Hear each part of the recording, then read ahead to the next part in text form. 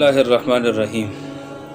آج کی رات 15 شعبان کی رات ہے، جس کو عمومی طور پر ہمارے ہاں شب برات بھی کہا جاتا ہے۔ یہ وہ رات ہے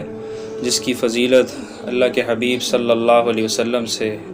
مروی ہے۔ آپ علیہ الصلوۃ والسلام نے اس کی فضیلت کو بیان فرمایا ہے۔ ایک روایت میں آتا ہے، اللہ کے حبیب صلی اللہ علیہ وسلم نے فرمایا کہ اس رات میں اللہ تبارک و تعالی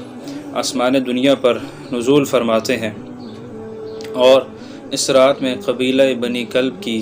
بکریوں کے بالوں کی تعداد سے بھی زیادہ اللہ تبارک و تعالی اپنے بندوں کی مغفرت فرماتے ہیں اور ان کو بخشش کے پروانے عطا فرماتے ہیں۔ تو اس رات میں اللہ تعالیٰ اپنے بندوں کو معاف فرماتے ہیں، ان کو بخشتے ہیں، لیکن چند افراد ایسے بھی ہوتے ہیں جو ہمیں احادیث مبارکہ سے پتہ چلتا ہے کہ ان کی بخشش بھی اس رات میں نہیں ہوتی۔ وہ چند افراد اس لیے ذکر کیے جا رہے ہیں کہ اگر ہم میں سے کوئی بھی شخص اس فہرست میں آتا ہے یا ان لوگوں میں اس کا شمار ہوتا ہے، تو آج کی رات وہ اللہ تبارک و تعالیٰ کی بارگاہ میں اپنے اس گناہ سے توبہ طائب ہو جائے اور اللہ تعالیٰ سے اپنا معاملہ درست کر لے۔ پہلا وہ شخص ہے جو مشرک ہے، جو شرک پرستی میں مبتلا ہے۔ آپ علیہ الصلوۃ والسلام نے فرمایا کہ اگر کوئی شخص شرک پرستی میں مبتلا ہے تو اس رات میں اس کی بخشش نہیں ہوتی۔ قرآن میں اللہ تعالیٰ کا یہ فیصلہ واضح ہے، اس میں اللہ نے خود فرمایا وَمَن يُشْرِكْ بِاللَّهِ فَقَدْ حَرَّمَ اللَّهُ عَلَيْهِ الْجَنَّةَ، کہ جو اللہ تعالیٰ کی ذات میں، اللہ تعالیٰ کی صفات میں ذرہ برابر بھی کسی کو شریک ٹھہرائے گا تو اللہ تعالیٰ نے اس کے لیے جنت کے داخلے کو حرام کر دیا، وہ جنت میں داخل نہیں ہو سکتا۔ تو پہلا مشرک ہے۔ دوسرا وہ شخص جو لوگوں کے لیے کینہ رکھتا ہے، بغض رکھتا ہے، حسد رکھتا ہے کہ اس کے پاس اچھا لباس کہاں سے آ گیا، اچھا گھر کہاں سے آ گیا، اچھی گاڑی کہاں سے آ گئی۔ تو اس قسم کا مزاج اپنانا، کہ لوگوں کے بارے میں غلط کی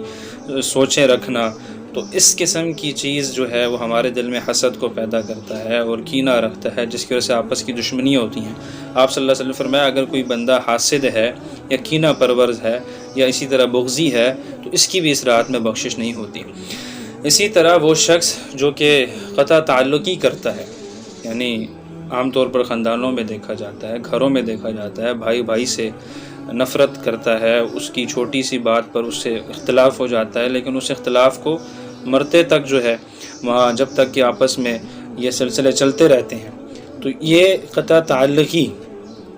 اس کو بھی اللہ کے حبیب صلی اللہ علیہ وسلم نے سختی سے بیان فرمایا کہ ہمیں قطع تعلقی نہیں کرنی چاہیے۔ اسی طریقے سے وہ شخص جو اپنی شلوار کو ٹخنوں سے نیچے رکھتا ہے،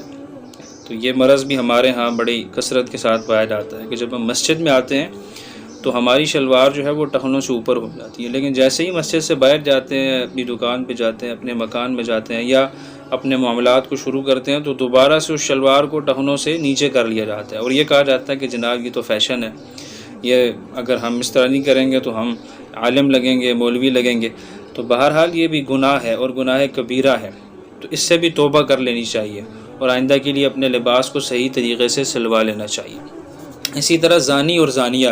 جو زنا کرتے ہیں، حلال رستے کو چھوڑ کر حرام رستے کو اپناتے ہیں، آپ صلی اللہ علیہ وسلم نے فرمایا کہ اس رات میں بھی ان کی بخشش نہیں ہوتی۔ اسی طرح جادوگر جو جادو کرتا ہے اور لوگوں کے درمیان میں اختلافات ڈالتا ہے، لڑائیاں کرواتا ہے، فسادات ڈالتا ہے، اس رات میں اس کی بھی بخشش نہیں ہوتی۔ اسی طرح ایک طبقہ ہے جو کہ